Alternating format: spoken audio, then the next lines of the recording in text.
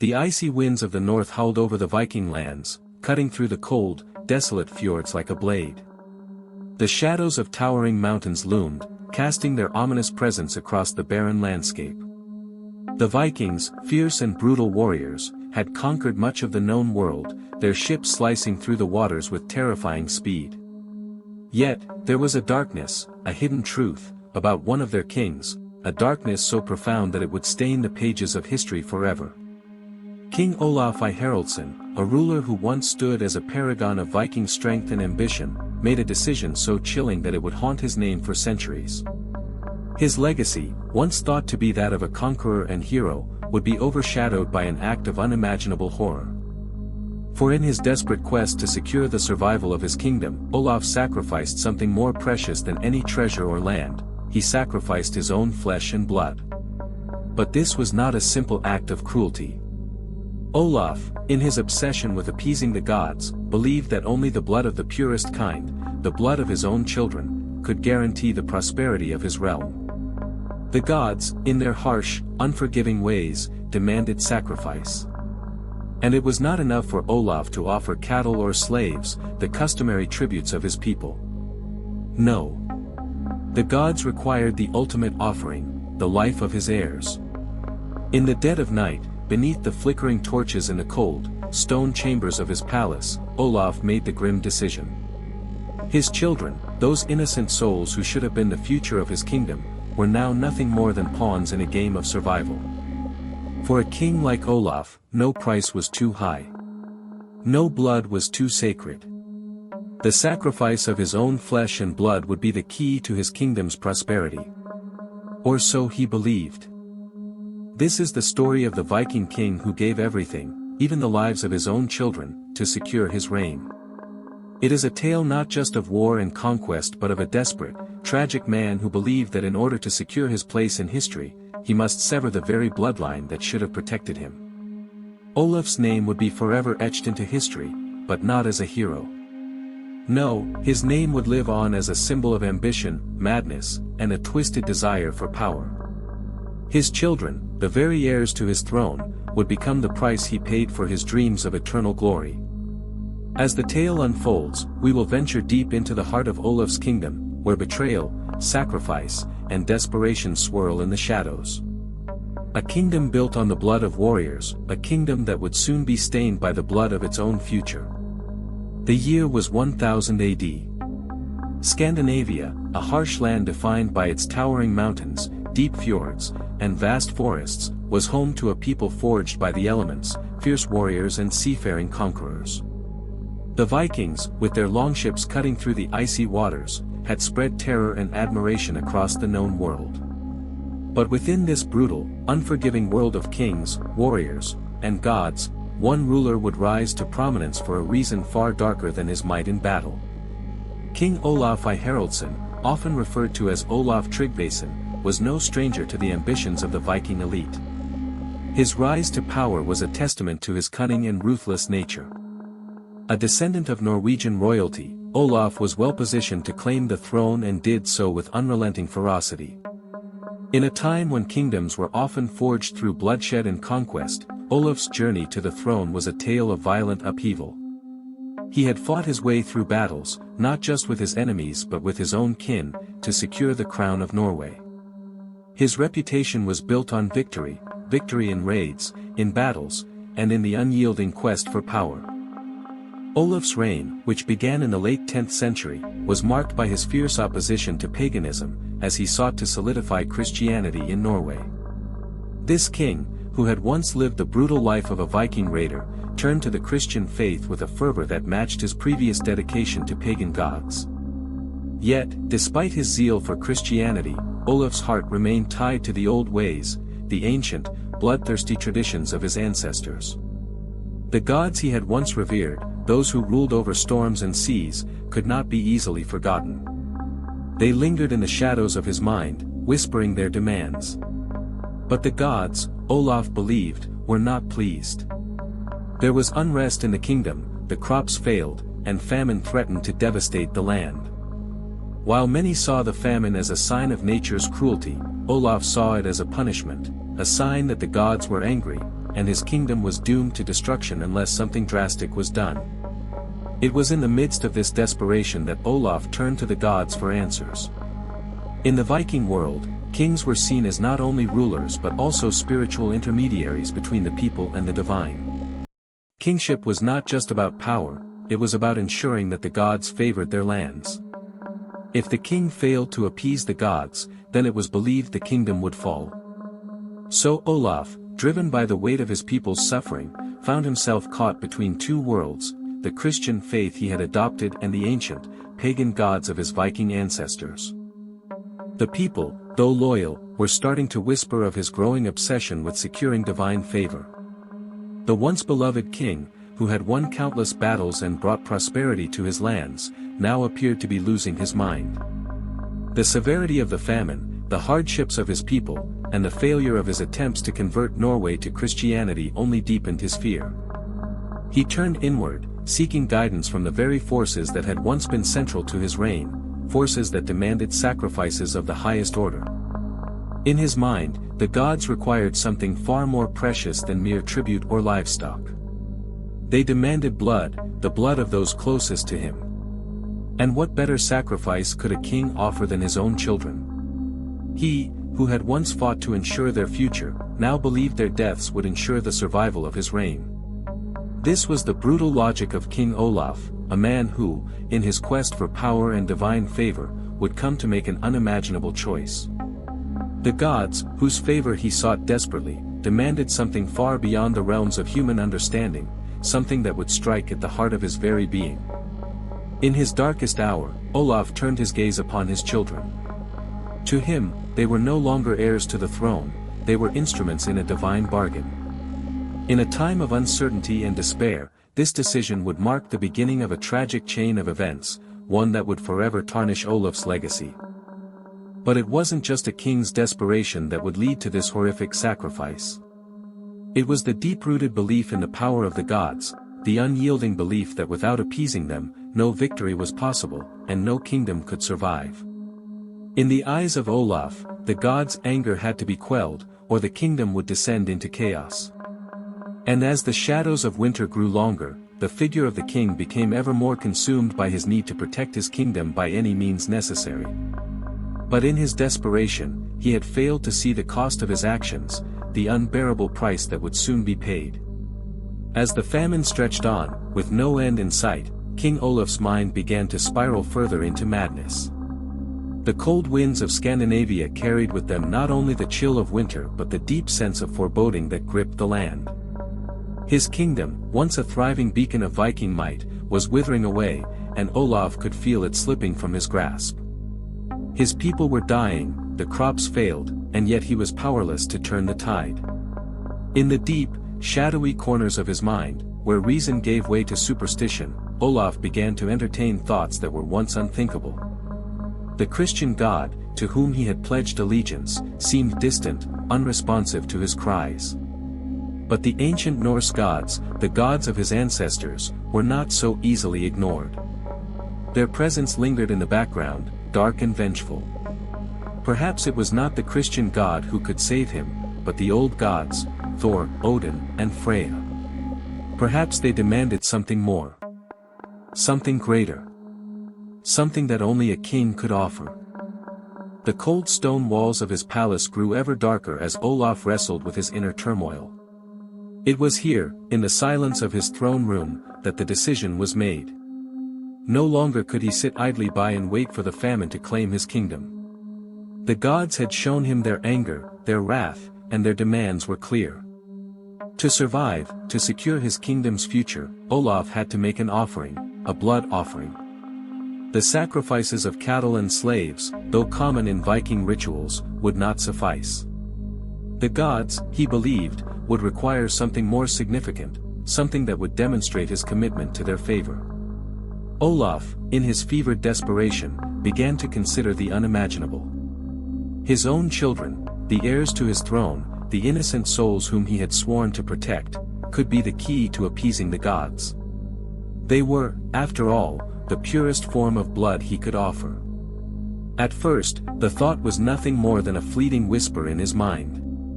A suggestion, an idea, one that he pushed aside in the face of his reason.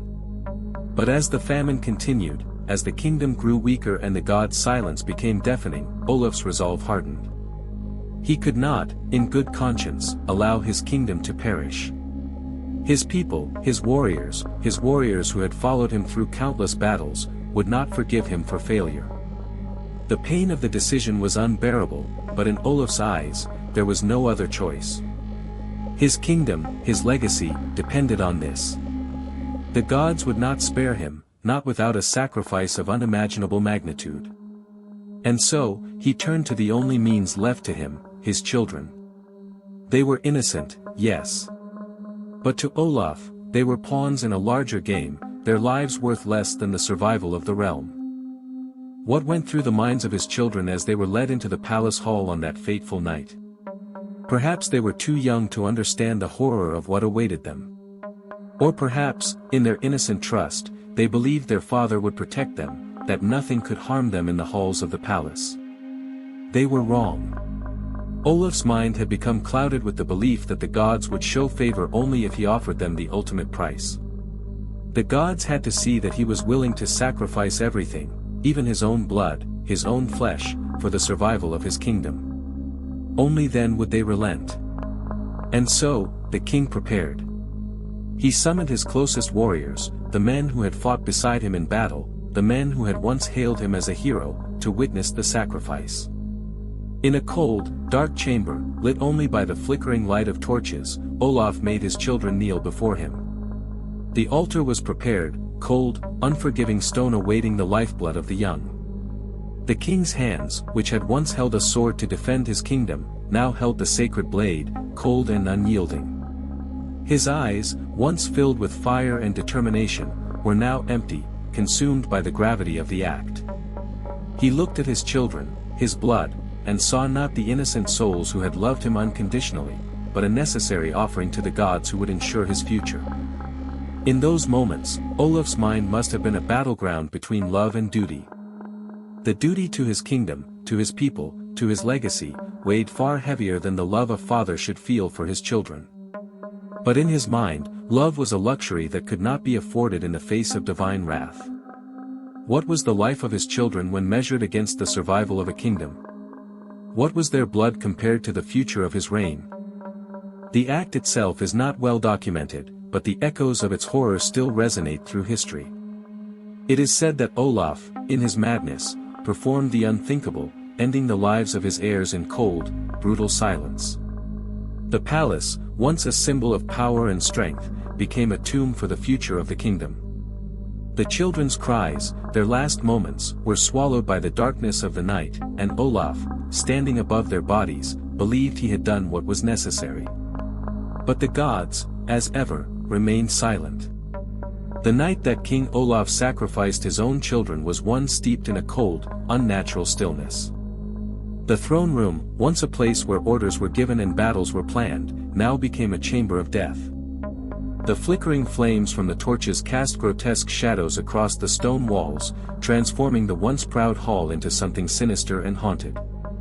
Olaf, standing in the center, now bore the mantle of not just king, but executioner.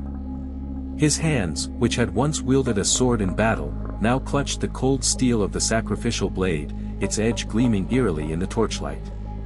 It was a chilling scene, his children, the very heirs to his throne, kneeling before him. The youngest, no older than a mere child, clutched at the hem of his cloak, her wide, innocent eyes filled with confusion, her mind unable to comprehend the nightmare unfolding before her. His eldest son, a young man on the brink of adulthood, looked to his father with a mixture of fear and disbelief. There, in the deepest recesses of his soul, a spark of recognition flickered. He understood the fate that awaited him, but not the reason behind it. In the hushed silence of the room, the only sound that could be heard was the faint crackling of the flames, the heartbeat of a man whose world had collapsed around him. Olaf's breath came in shallow gasps as he stood before his children, the weight of his decision pressing down on him like an anvil. The gods had demanded blood, and now the moment of reckoning had arrived. It is said that Olaf spoke no words as he raised the blade, no prayers for salvation, no appeals to the gods for mercy. Instead, there was only the cold, calculated finality of a man who had made his choice. His face was unreadable, hardened by years of war and leadership, now twisted by a desperate need to appease forces he could neither see nor fully understand. His heart, though perhaps once filled with love for his children, had been consumed by a singular thought: only their deaths would ensure the survival of his kingdom.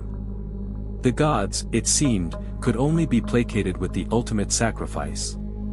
Olaf, in his delusion, believed that by offering the blood of his own heirs, he could restore balance, heal the wounds inflicted by famine, and secure a future for his people. But what he failed to comprehend was the extent of the darkness into which he had plunged his soul.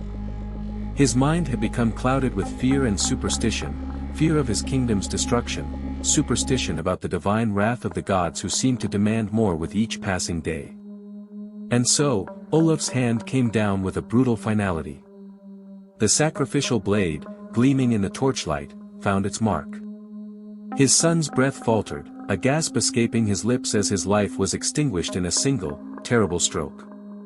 The blood, hot and thick, pooled at his feet, staining the cold stone beneath.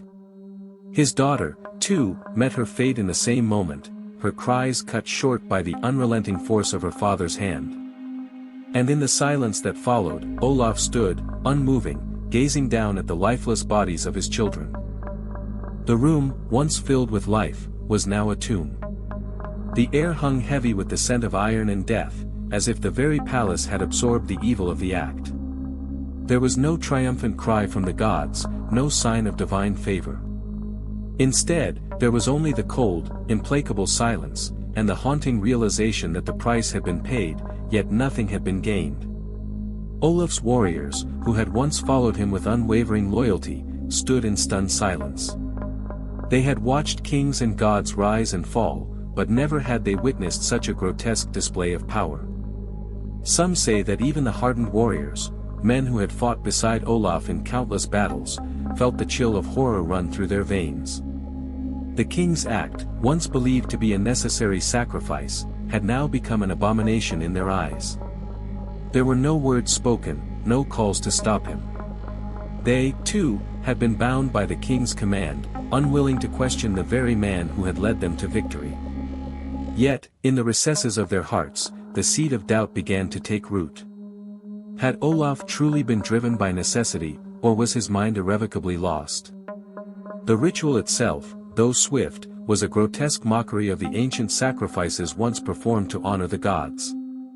The Vikings, who had once offered the lives of slaves and beasts to the deities they worshipped, now watched as the ultimate offering was given, the lives of royal blood, the heirs to the kingdom, snuffed out in a single, brutal act. In a cruel twist of fate, what was meant to appease the gods would become the catalyst for the king's downfall. Olaf, standing alone in the blood-stained hall, must have believed that he had done what was necessary to secure his throne. But even in that moment, deep in his heart, there must have been a flicker of doubt. The silence was deafening, and in the stillness, the gods did not answer. The weight of what he had done pressed upon him like a crushing stone, yet there was no divine intervention. No blessing, no sign of favor. The gods, it seemed, were silent. But Olaf, too consumed by his need for power and survival, would not see the truth. The gods had not spoken, not because they were pleased, but because they were indifferent, if not angered. In their eyes, perhaps, this sacrifice was nothing more than a petty gesture, a human folly. And the kingdom, which had once flourished under Olaf's rule, would soon begin to unravel. The gods would not respond to a sacrifice born of madness. This ritual, this unthinkable act, would mark the beginning of Olaf's demise. The kingdom, once so full of promise, would soon begin to rot from within. The very blood that Olaf had spilled to secure his future would become the poison that destroyed it. The silence that followed the horrific ritual lingered in the cold, unforgiving halls of Olaf's palace. The blood of his own children pooled at his feet, staining the cold stone and marking the moment that his fate was sealed. What was meant to be a desperate plea to the gods for mercy turned into a tragic reflection of Olaf's failure. The sacrifice, dark and brutal, did nothing to bring the kingdom the relief Olaf so desperately sought. Days passed, and the once proud kingdom of Norway, once brimming with warriors and honor, began to wither in its own sorrow. The crops remained barren. The famine, which had driven Olaf to commit such an unthinkable act, did not abate. The gods, silent and distant, seemed to mock his efforts. Worse still, Olaf's kingdom, which had been united under his rule, began to unravel at the seams. Word of his sacrifice spread quickly, and it was not met with awe or reverence. Instead, it bred fear, disgust, and doubt. The warriors who had once followed Olaf into battle with unwavering loyalty now questioned his sanity. Whispers turned into murmurs of discontent. The men who had once trusted him with their lives began to see him as a tyrant, a king consumed by madness. His people, once proud of their monarch, no longer saw him as their protector. The king who had once led them to victory was now a broken figure, trapped in a palace of his own making. But it wasn't just his warriors who turned against him. Even the gods, whom Olaf had sought to appease, seemed to withdraw their favor. The once mighty king found himself alone in his desperate pursuit of divine approval. The silence from the heavens grew louder with each passing day. His sacrifices, meant to ensure his reign, had instead shattered it. The kingdom, under his rule, began to fall into chaos. The very act that Olaf believed would solidify his kingdom's future was now the curse that doomed it. The gods, in their indifference, had given no sign of favor. Instead, Olaf's act of desperation had unleashed a wave of unrest, one that spread like wildfire through the hearts of his people. His kingdom, once a symbol of strength and ambition, was now a broken shell of its former self. As time went on, the cracks in Olaf's reign deepened. The once proud king, who had stood atop the world, now found himself powerless against the growing storm of rebellion. His enemies, once hesitant to challenge his rule, saw the vulnerability in his eyes. The very kingdom he had fought to build was now slipping from his grasp, its people turning away from him in fear and anger. The ultimate price for his ambition came at the Battle of Stiklestad in 1030. Olaf, desperate to regain control and hold on to his crumbling throne, led his forces into battle one last time. His warriors, once loyal, now wavered in their resolve. The battle was fierce, but Olaf, exhausted and broken, fell to the earth. His body, once the embodiment of Viking strength, lay lifeless upon the bloodied battlefield. Olaf's death, however, did not end the tragedy. His reign was but a chapter in the collapse of a kingdom. The kingdom, which had once been a beacon of Viking power, would now be left to the whims of fate. His name, though once revered, would be remembered not for his conquests, nor for his victories, but for his horrific sacrifice, the blood of his own children, spilled in vain. History would remember Olaf not as a hero, but as a cautionary tale. A king whose ambition, clouded by desperation and superstition, led him down a path from which there was no return. His story would echo through the centuries, a grim reminder of the price of unchecked power and the darkness that can consume even the mightiest of rulers. And so, Olaf's name became a whisper on the winds of time, a name not remembered for the glory of his reign, but for the bloodshed that stained it. The kingdom he had once ruled would fall into the hands of others, and the gods he had sought to appease would remain silent. The gods, indifferent to the suffering of mankind, would continue their watch, their demands unfulfilled, their anger unquenched. But in the quiet, in the shadows of his palace, where the blood of his children had soaked the stone, Olaf was left alone with the weight of his actions. Alone with the knowledge that he had traded his soul for power, and in doing so, had lost everything. The final tragedy of Olaf's story is this: the very thing he believed would secure his legacy, the sacrifice of his children, was the very act that destroyed it. No divine favor followed him into death. No praise for his sacrifice echoed in the halls of the gods.